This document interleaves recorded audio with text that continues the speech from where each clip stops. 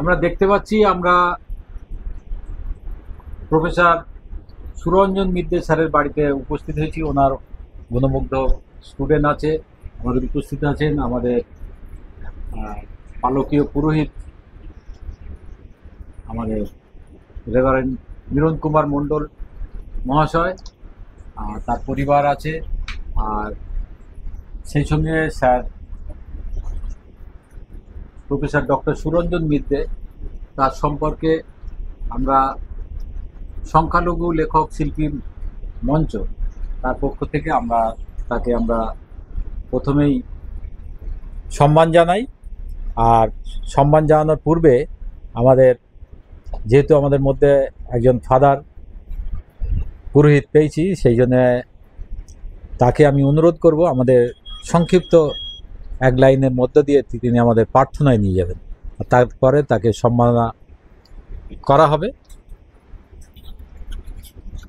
আমরা প্রার্থনা করি পিতা পুত্র পবিত্র আত্মার নামে, আমেন।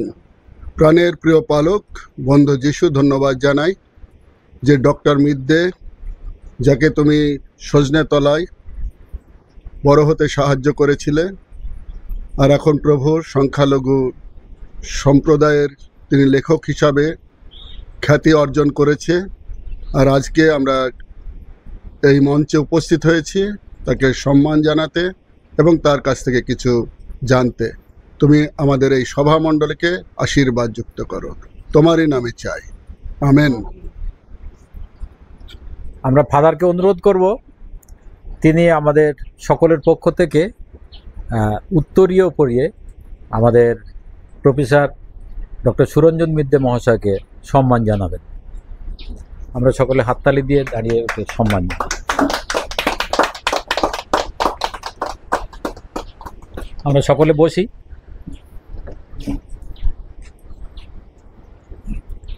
আমরা এখন পর্যন্ত বেশ 1 ঘন্টা আগে এই বাড়িতে উপস্থিত হয়ে আমরা দেখলাম বাড়িতে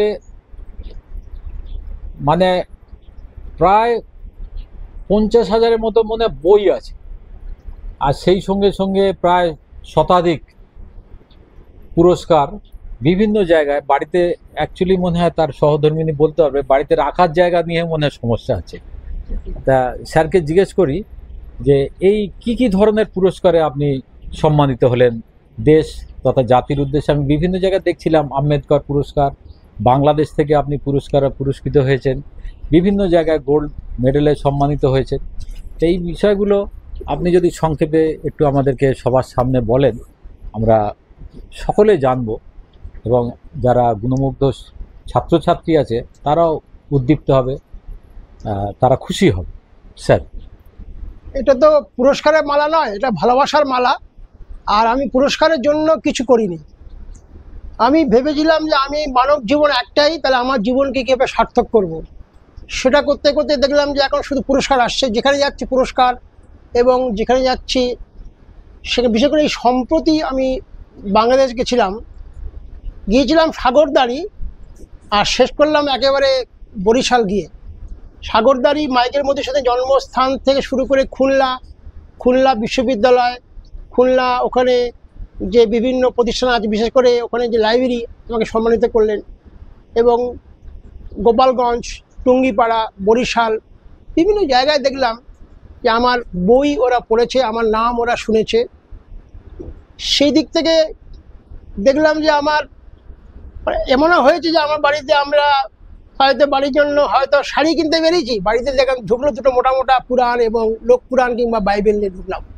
এমনও ঘটনা ঘটেছে এরকম আমাদের অনেক বছর আগে। তাই আমাদের বাড়িতে বই ছাড়া কিছু নেই। তবে এখন বাড়তি সমস্যা হচ্ছে পুরস্কার রাখা।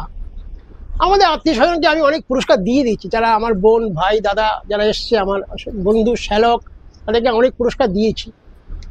কিন্তু কিছু জিনিস আছে যেগুলোকে আর এতটা স্মৃতিমূলক, এতটা ভালোবাসামূলক, আন্তরিকতা আছে যেসব পুরস্কারের মধ্যে।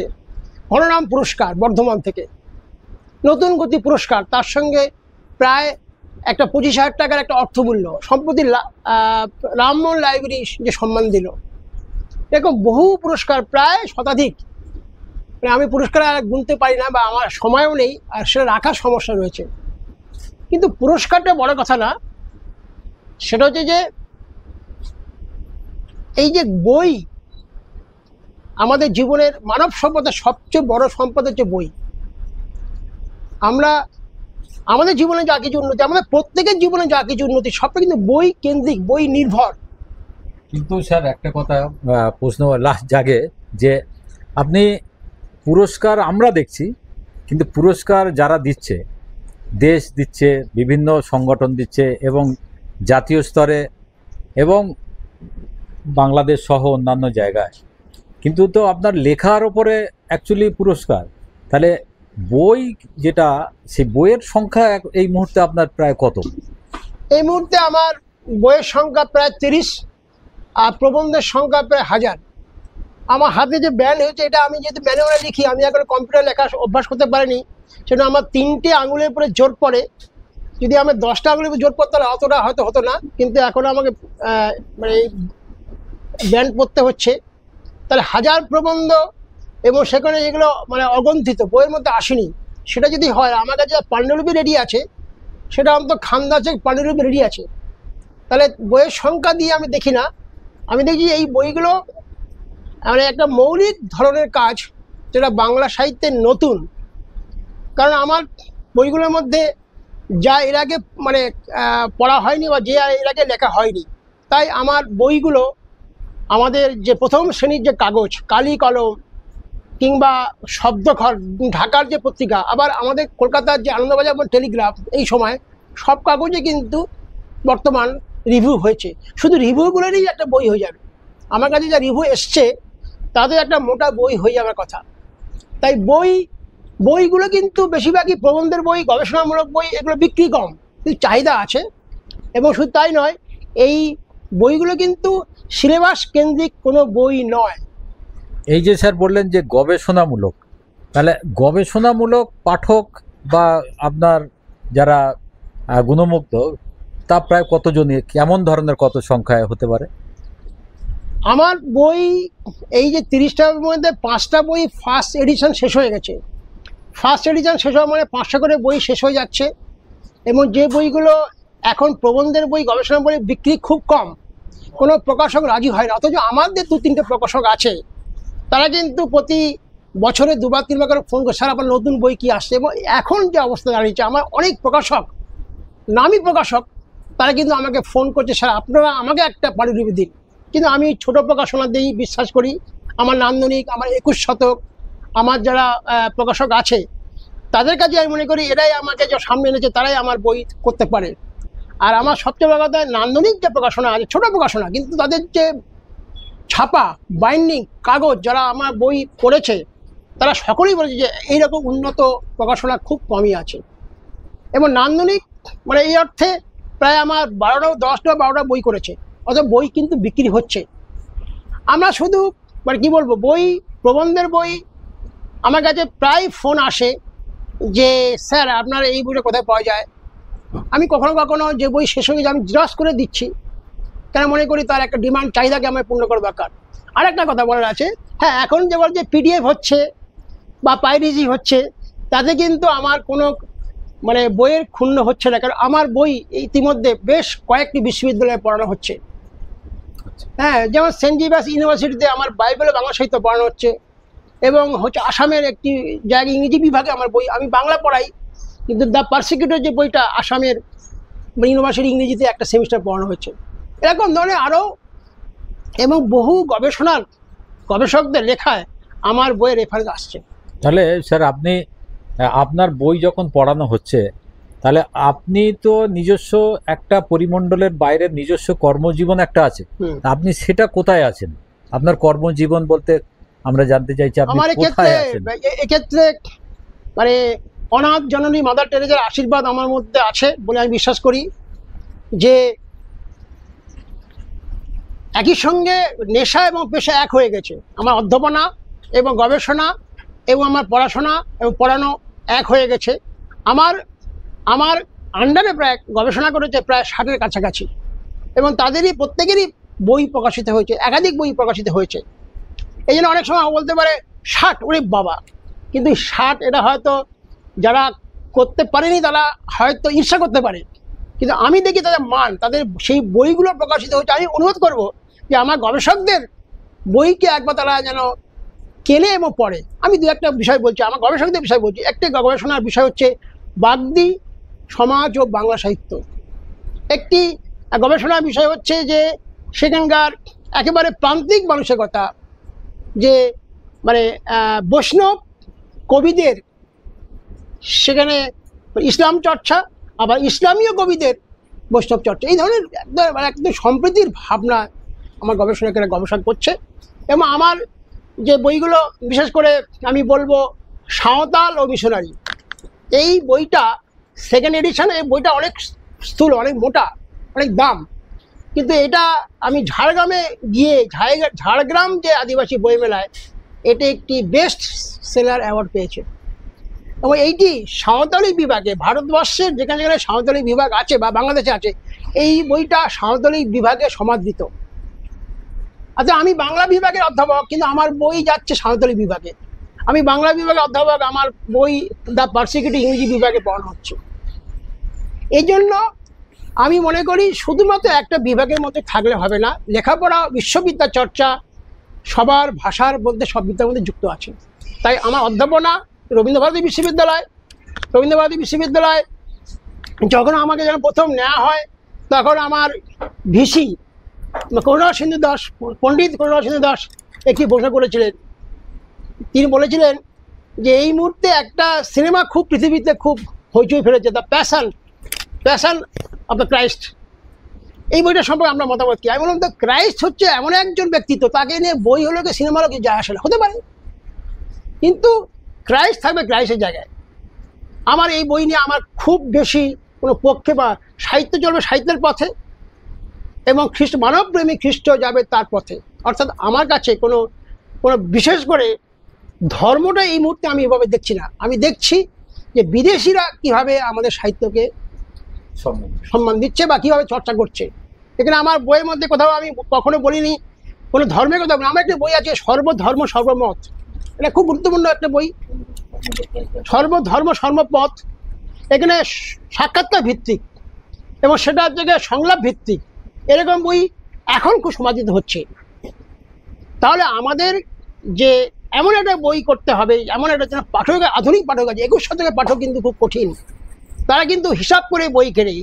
21 শতকের পাঠক কিন্তু যে পাঠকের হাতে সবসময় একটা যন্ত্র আছে, মোবাইল আছে, গুগল আছে, সেখানেও কিন্তু প্রবন্ধের বই কিন্তু বিক্রি হচ্ছে, তাই সেকেন্ড এডিশন হচ্ছে। সেক্ষেত্রে সবসময় পিছিয়ে পড়া প্রান্তিক মানুষেরা সবসময় হয়তো সেখানে পৌঁছাতে পারছে না, কিন্তু আমরা মনে করি যে গবেষণা এবং যদি তার লেখার যদি মান হয়, বই ঠিক চলবে। এখানে আমার ছাত্ররা, গবেষক ছাত্ররা অনেকে আছে, অনেক বছর আমি এখানে পড়াচ্ছি, প্রায় 30 বছর হয়ে গেল। স্কুলে পড়িয়েছি, কলেজে পড়িয়েছি, বিশ্ববিদ্যালয়ে পড়িয়েছি, তার আগে আমি হোস্টেলে পড়াতাম, সেটা একটা দীর্ঘ লড়াই। কিন্তু আজকের আমি যখন দেখি যে স্কুলের কোনো এক ছাত্র, দেবব্রত বন্দ্যোপাধ্যায়, দেখা যাচ্ছে খুব বড় একজন শিল্পী, সে ফোন করলো, স্যার আপনার লেখা পড়লাম। কিংবা কলেজে এক ছাত্র, যোগেশচন্দ্র অধিকারী কলেজে এক পুরনো ছাত্রী, সে বলছে স্যার আপনার লেখাটা আমি আনন্দবাজার পড়লাম। কোনো একজন অধ্যাপক বলে, স্যার আপনার লেখাটা আমি টেলিগ্রাফে দেখলাম। এবারে কিন্তু বিভিন্ন কাগজে, বড় বড় সংবাদপত্রে আমার লেখা রিভিউ হয়েছে এবং হচ্ছে। এটা নিয়ে একটা বই হতে পারে। তা অধ্যাপনা এবং আমার গবেষণা একই, নেশা আমার পেশা এক হয়ে গেছে, তার পক্ষে আমার পক্ষে সুবিধা হয়েছে। স্যার, এই মুহূর্তে আপনার সর্বশেষ বই কোনটি? এই মুহূর্তে সর্বশেষ, মানে 23শে জুলাই, বঙ্গপ্রেমিক ফাদার জেমস লংয়ের, পাদ্রী জেমস লংয়ের প্রবাদমালা সমগ্র বেরিয়েছে 2024 23শে জুলাই। এই বইটা অন দ্য স্পট, মানে সেই দিনকেই 100 কপি বই 3 ঘন্টার মধ্যে শেষ হয়ে গেছে। আমরা বই দিতে পারি। আমাদের এখানে ইমদাদুল হক আছে, এখানে পূর্ণবাসী আছে, এরা জানে যে বই দিতে পারে, আমরা পারিনি। কেন এই বইটা এত ডিমান্ড হলো? কারণ এই বইটি 155 বছর পর একসঙ্গে 3 খণ্ড একসঙ্গে প্রকাশিত হয়েছে, এবং এখানে এর আগে কেউ প্রবাদের সংখ্যা গণনা করতে পারেনি। আমরাই প্রথম সঠিক গণনা করলাম 6672। আমরা একটা নতুন একটা সূচিপত্র করেছি যাতে পাঠকের কাছে সুবিধা হয়। এবং এখানে সবচেয়ে গুরুত্বপূর্ণ এই বইটার আমার কাছে যে পৃথিবীতে প্রায় 18টা ভাষা মানচিত্র আছে, সেই পৃথিবীতে 18টা ভাষার প্রবাদমালা একসঙ্গে, সেই প্রবাদমালার ভাষা কিন্তু হতে পারে বিচিত্র, কিন্তু ভাবনাটা এক। এই ঐক্য, অর্থাৎ যে সেই বাইবেলের সেই ভাষা বৈচিত্র্য যে বলা হচ্ছে, আসলে মানুষ ছিল এক, ক্রমশ ভাষাটা পাল্টে যাচ্ছে, আবার সেটা এক ভাবনা দিক থেকে এক হয়ে যাচ্ছে। তাই বাইবেলে একটা যে প্রভাব বলে একটা চ্যাপ্টার, ছোট্ট চ্যাপ্টার আছে, সেটা জেমস লং একটা এক্সাম্পল দিয়েছিলেন, সেই উদাহরণটা আমরা এখানে নিয়ে এসেছি। যে প্রবাদ আমাদের জীবনের কথা বলে, হিতোপদেশ, পরম গীত। তো সেই জন্য আজকে মানে আমাদের লোকসাহিত্য বা লোকজীবন, প্রবাদ যদি হারিয়ে যায় তাহলে আমরাও হারিয়ে যাবো, মানুষ সভ্যতা থাকবে না। আমরা বলছি আমরা হারিয়ে যাচ্ছি, ধ্বংস হয়ে যাচ্ছি, কমে যাচ্ছি, কিন্তু আমাদের সংস্কৃতি কিন্তু থাকবে। কিন্তু এই লোক সংস্কৃতি বা লোকপ্রবাদ ক্রমশ বিবর্তন ঘটছে। ধরুন আপনি যে জামাটা পরে আছেন, এই ছাপাটা কিন্তু একটা লোক সংস্কৃতির একটা রূপান্তর মাত্র, অর্থাৎ লোক সাহিত্য, লোক সংস্কৃতি কিন্তু হারিয়ে যাচ্ছে না, আমরা পাল্টে যাচ্ছি। তাই যেখানে ইতিহাস পারে না, যেখানে ভূগোল যেতে পারে না, যেখানে অ্যানথ্রোপোলজি পারে না, সেখানে কিন্তু লোক সংস্কৃতি সেখানে পৌঁছাতে পারে। গবেষণার এই জায়গা থেকে জেমস লংয়ের জন্মদিনকে আমরা সামনে এনেছি, এবং খুব ভালো লাগছে। যদি ঠাকুরপুকুরে যদি জেমস লংয়ের নামে যদি জোকা মেট্রো করা হয়, তাহলে এর চেয়ে ভালো কাজ হতে পারে না। বরেণ্য বিশ্ববিখ্যাত এই মানুষটির, যিনি নীলদর্পণ নাটকটি ইংরেজিতে অনুবাদ করে তিনি জেল খেটেছিলেন, এবং শুধু তাই নয়, কালীপ্রসন্ন সিনহা 1000 টাকা নিয়ে তিনি হাজির ছিলেন যে তিনি 1000 টাকা দিয়ে তার সশ্রম কারাদণ্ড মুকুব করবেন। তিনি বলেন, না, আমি 1000 টাকা নেবো না, আমি 1000 টাকার পরিবর্তে আমি সশ্রম কারাদণ্ড ভোগ করব। কারণ এটা আমার, এটাই মানবপ্রেমিক খ্রিস্ট বলছেন, অন্যায়ের বিরুদ্ধে তুমি যাও, কিন্তু শেষ পর্যন্ত দুঃখের বিষয় তাকে পলিটিক্যাল পার্টি নামে ভারত ছাড়তে হয়। সেই সময় মিশনারিরাও কিন্তু তার বিরুদ্ধে চলে গেছিল। ঈর্ষা এবং বড়লাট, ভারতের বড়লাট চেষ্টা করেছিলেন যে লং থাকলেই ভালো, কিন্তু মিশনারিরা চাননি। তারা ভেবেছিল উনি থাকলে হয়তো আমাদের সমস্যা হবে। এই সমস্যাটা বুঝতে পারিনি বলে আজকে আমাদের এই সমস্যা। অর্থাৎ সেই দিক থেকে মিশনারিরা অনেকটা পিছিয়ে পড়েছে। যদি লংয়ের মধ্যে মিশনারি হতো, তাহলে আমাদের দেশ, সমাজ, মানুষ সত্যিকারে এগিয়ে যেতে পারত। এখন স্যারের একদম শেষ ব্লগে আমরা চলে এসেছি। আমরা জেমস লং সাহেবের বই, উনি এখন এই মুহূর্তে তার সেরা বই তার কাছে এবং আমাদেরও কাছে নিশ্চয়ই। এবং আমরা লং সাহেবের নিয়ে আমাদের আন্দোলন, আমাদের আবেদন নিশ্চয়ই চলতে থাকবে, চর্চা চলতে থাকবে। আর আসলে স্যার যেটা বলছিলেন, লং সাহেব অ্যাকচুয়ালি আইরিশ ছিলেন, আর ইংরেজ সরকারের সঙ্গে তৎকালীন একটা দ্বন্দ্ব, আর সেই দ্বন্দ্বের মুখে তাকে পড়তে হয়েছিল। আর সেই সমস্ত বিষয় নিয়ে আমাদের গবেষক, আমাদের এই প্রজন্মের আমাদের ছেলেমেয়েরা, তারা আছে স্যারের খুব প্রিয় ছাত্রছাত্রী, সবাই পিছনে অনেকে আছে, সামনে আছে। তাদেরকে আমি একটু দেবো যে মাইক্রোফোনে, তারা কিছু যদি স্যারকে কিছু বলতে চায়। নমস্কার। আমরা স্যারের সম্পর্কে যত কম বলি মনে হয় মানে সেটা বেশি বলা হবে। তো স্যারের কাছ থেকে যেটা প্রথম আমার মনে হয় যে আমরা সেই প্রাচীনকালে গুরু শিষ্যের কথা শুনেছিলাম, তো আজকে আমরা সেই জায়গাটা ফিল করি। আমি এবং আমার সঙ্গে আরো অনেক বন্ধুরা আছে, আমরা যারা একসাথে আছি তারা সবাই আমরা স্যারের কাছ থেকে একটা জিনিসই সবচেয়ে বেশি পাই, যে হাতে কলমে শেখা। স্যার একদম আমাদের হাতে কলমে ধরে ধরে শেখান। আর স্যারের যে রচনা ভাণ্ডার, আমি এখনো সব কিছু শেষ করে উঠতে পারিনি। স্যারের কয়েকটি বই আমি পড়েছি, আমার কাছে 10-15টা মতো সংগ্রহে আছে, কিন্তু সব এখনো সংগ্রহে আমার কাছে নেই। তো স্যারের মানে যে বিষয়টা নিয়ে আমি একটু বলবো, আমার কাছে যে বইটি আছে বিপন্ন বাঘ নিরন্ন বিধবা, সুরঞ্জন স্যারের। আমি নিজেও কুলতলির মেয়ে, আর এই বইটি আমি ভীষণভাবে আপ্লুত হয়েছি পড়ে। এই কারণে আপ্লুত হয়েছি যে সুন্দরবনের কথা মানে আমরা যেটা চোখে দেখেছি বা মরমে অনুভব করি, স্যারের এই লেখার মধ্যে একদম পরতে পরতে সেটাই উঠে এসেছে, যে একদম মানে প্রত্যেকটা পরতে পরতে উঠেছে। আর এটা আমি এই জন্য অনুভব করেছি, স্যার নিজেও সুন্দরবনের মানুষ, সুন্দরবনের ভূমিপুত্র। আর সুন্দরবনের ভূমিপুত্র হওয়ার জন্য আমার মনে হয় সুন্দরবনের বিধবাদের কথা, তাদের কষ্টের কথা, তাদের দৈনন্দিন জীবনে যে লড়াই, সে লড়াই হয়তো আমরা শহরে বা অনেক দূর থেকে বুঝতে পারবো না, হয়তো মাটিতে যারা আছে সেখানে তারা অনেকটা বুঝতে পারবে। আমি নিজেও সেখানকার মেয়ে, সেজন্য আমরা সেই লড়াইয়ের মানে সঙ্গে ওতপ্রোতভাবে জড়িত। আপনারা অনেকেই জানেন সুন্দরবনে অনেক গ্রাম আছে, বিধবা গ্রাম, তাদের কথা এই বইটার মধ্যেও অনেকটা স্যার একদম পরতে পরতে তুলে দিয়েছেন। তাই আমি আশা রাখবো স্যারের এই বইটি এবং স্যার আরও অনেক বই, বিশ্বমানের বই, সেই বইগুলো আগামী দিনে অ্যাওয়ার্ড পাবে এ আমরা আশা রাখছি। এবং আমরাও স্যারের উত্তরসূরি হওয়ার চেষ্টা করব, মাত্র পারবো কিনা জানি না। নমস্কার। স্যারের ছাত্রের অভিব্যক্তি আপনারা শুনলেন, আর স্যারের আরো গুণমুগ্ধ এক ছাত্র, সেও নিশ্চয়ই কিছু বলবে। কে নীলাঞ্জন বলবে? এসো, সামনে এসো।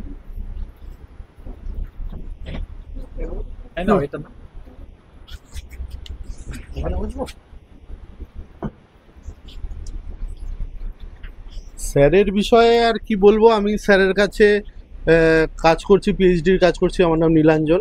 স্যারের কাছে আমি আছি প্রায় 10-12 বছরের উপরেই বোধ হয়, তো সব মিলিয়ে স্যারের সাথে মানে ওতপ্রোতভাবে যুক্ত।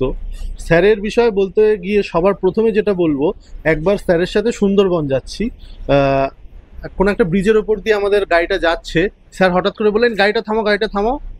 গাড়িটা থামালাম নদীর উপরে, তখন ব্রিজের উপরে, নদীর উপরে আমাদের গাড়িটা। স্যার নদীতে দূরে দেখি বলে, ওই যে নদীর ওই জায়গাটা মাঝখানে, ওইখানে আমার বাড়ি ছিল। আমি সেদিন বুঝেছিলাম লোকটার লড়াই কোনটা। যে লোকটার নদীর ভেতরে বাড়ি তলিয়ে গিয়েছে, সেই লোকটা আজকে রবীন্দ্রভারতী বিশ্ববিদ্যালয়ের বাংলা বিভাগের সাবেক প্রধান, বর্তমান অধ্যাপক। যে লোকটার আজকে 30-এর উপরে বই রয়েছে, যে লোকটার আজকে 60-এর উপরে স্কলার রয়েছে, যে লোকটাকে আমি আমি আমি থিয়েটার করি, থিয়েটারের সূত্রে পশ্চিমবঙ্গের বিভিন্ন জায়গায়, পশ্চিমবঙ্গের বাইরেও যাই। যখন আমি বলি যে আমি কি করি এবং আমার যে গাইড তার নাম বলি, তারা সবাই মোটামুটি চিনতে পারেন যে ডক্টর সুরঞ্জন মিত্রে কে, তিনি কি করেন। আর স্যারের বিদ্যায়তনিক চর্চার কথা সবাই বললেন। স্যারের আরেকটা জায়গা যেটা আমার মনে হয় অনেকেই হয়তো সেভাবে লক্ষ্য করেন না, যেটা আমার নিজের খুব পছন্দের, সেটা হলো স্যারের সাংগঠনিক প্রতিভা।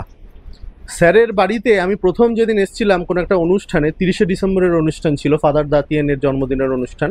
স্যার বলেছিলেন, আমি সেই প্রথম স্যারের বাড়িতে এসেছিলাম, কোনো অনুষ্ঠানে প্রথম এসেছিলাম। স্যার বলেছিলেন যে আমার পেছনে যদি আমি আমার মতো 10টা ছাত্র পাই, আমি পৃথিবী পাল্টে দিতে পারি। আমি সেই কথাটা মনে রেখেছি। আমি কিন্তু সেরকম ভালো ছাত্র নই, মানে পড়াশোনার দিক থেকে অত ভালো ছাত্র নেই। আমার সবসময় পড়াশোনা করতে ভালো লাগে না, আমার মানে বই নিয়ে বসে থাকতে ভালো লাগে না। পড়াশোনার মধ্যেই থাকি, পড়াশোনার মধ্যেই চর্চার মধ্যে থাকি, কিন্তু সারাক্ষণ বই নিয়ে বসে থাকতে ভালো লাগে না। আমি মনে করি না স্যারও সেরকম সবসময় বই নিয়েই বসে থাকেন। স্যারের সাথে আমি ঘুরতে যেতে খুব ভালোবাসি, স্যারের সাথে আমি বিভিন্ন জায়গায় ঘুরতে যাই, করি। এবং ওই স্যার প্রথম যেদিন সেই কথাটা বলেছিলেন, সেই কথাটা আমি মাথায় রেখে দিয়েছি, যে ওই সাংগঠনিক প্রতিভাটা, ওই সাংগঠনিক সত্তাটা স্যারের, ওইটা আমার খুব ভালো লেগেছিল। আমি আরও একটা কথা বলবো, সেটা হলো আমরা তো বই প্রকাশ অনুষ্ঠান বিভিন্ন হলে, বিভিন্ন জায়গায় দেখি। স্যার একদিন স্যারের একটা বই প্রকাশ হবে, এই যে বইটার কথা বলছিলেন, বিপন্নবাগ নিরন্ন বিধবা, বইটার জন্য আমরা সেই সময় তাড়াহুড়ো করে হল পাচ্ছিলাম না। স্যার বললেন, হল লাগবে কেন, আমরা রাস্তায় দাঁড়িয়ে বই প্রকাশ করব, আমরা প্রকাশকের ঘরের সামনে কলেজ স্ট্রিটে দাঁড়িয়ে বই প্রকাশ করব। এই যে মানে সাংগঠনিক প্রতিভা কতটা থাকলে একটা প্রাতিষ্ঠানিক একটা ঘেরাটোপের বাইরে বেরিয়ে এসে প্রতিষ্ঠানকে সবার সামনে, জনগণের সামনে তুলে, সবার সামনে নিয়ে এসে কাজ করার যে এই যে সাহস, এই যে মানে এইটা আমার স্যারের একটা অভূতপূর্ব লাগে, মানে এই জিনিসটা আমার ভালো লাগে। আর সবার শেষে যেই কথাটা বলবো, স্যার এমন একটা কাজ করছেন। আমি কাজী আব্দুল ওদুদের একটা প্রবন্ধ পড়তে আসছিলাম মেট্রো করে স্যারের বাড়ি আসার পথে। সেখানটায় কাজী আব্দুল ওদুদ রবীন্দ্রনাথের একটা প্রবন্ধের একটা লাইন কোট করছেন এরমভাবে। রবীন্দ্রনাথ বলছেন যে ধর্ম হলো জল খাওয়ার যে পাত্র, সেটা যে সত্যিকারের তৃষিত, যে সত্যিকারের পিপাসার্থ, সে যে কোনো জায়গা থেকে জল খেয়ে নেবে, দরকার হলে আজলা করে জল খেয়ে নেবে। যারা নাকি ধর্ম নিয়ে মাতামাতি করে, তাদের ওই পিপাসাটা মিটে গেছে, তারা ওই জল খাওয়ার পাত্রটা নিয়ে মাতামাতি করে। স্যারের কাজ দেখে আমি বুঝেছি স্যার সত্যিকারের পিপাসার্থ, সত্যিকারের তৃষার্থ। স্যার ওই ধর্মের ওই যে গ্লাসটা বা ওই জল খাওয়ার পাত্র, সেটা নিয়ে মাতামাতি করেন না। স্যার মানে সমস্ত জায়গার মধ্যে থেকে একটা তৃষ্ণার মানে জ্ঞান তৃষ্ণা নিবারণের উপাদানটা খুঁজে নেওয়ার চেষ্টা করেন। স্যার বাংলা সাহিত্যে, বাংলা বিশেষ করে প্রবন্ধ সাহিত্যের এমন একটা ঘরানা তৈরি করছেন যে ঘরানার সন্ধান এর আগে আমাদের কেউ দেয়নি, অন্তত আমার জানা নেই এর আগে কেউ এই বিষয়টা নিয়ে কাজ করেছেন। স্যারের উত্তরোত্তর সাফল্য কামনা করব, কারণ গুরুর সাফল্যে শিষ্যের সাফল্য, ঠিক আছে। স্যারের সুদীর্ঘ জীবন কামনা করি। ধন্যবাদ, ভালো থাকবেন স্যার। ধন্যবাদ। আমরা একদম শেষ লগ্নে আমরা এই ব্লগে একটা জিনিস দিয়ে শেষ করব যে কবি শামসুর রহমান ব্রতিন জুয়াদ্দার তার ভাব সম্প্রসারণ আমরা করতাম মনে হয় যে জন্ম হোক যেটা সেটা, কর্ম হোক ভালো। কার জন্ম কোথায় যায় না, কোথায় নদী কোথায় নালা, কিন্তু তিনি এখন বিশ্ব মাতাচ্ছে, বাংলা মাতাচ্ছে, দেশ মাতাচ্ছে। তার সম্মানার্থে উনি বসে থাকবে, আমরা সবাই দাঁড়িয়ে আবার আমাদের পালকীয় ফাদার আমাদের 1 মিনিটের প্রার্থনায় নিয়ে যাবেন, আমরা সবাই দাঁড়াবো, আর আপনাদের ছাত্র যারা এসে সাইডে এসে দাঁড়াবেন, উনি বসে থাকবেন। আমি আবার মাইক্রোফোন ফাদারের কাছে পৌঁছে দিচ্ছি। নমস্কার, সকলে ভালো থাকবেন।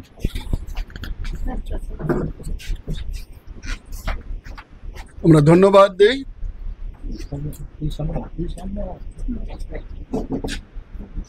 ভালোবাসার ঈশ্বর, তুই ভালোবাসা হয়ে পৃথিবীতে নেমে এসেছিলে, মানুষকে ভালোবেসে তোমার জীবনকে তুমি অতিবাহিত করেছিলে, আমরা কৃতজ্ঞ সেজন্য।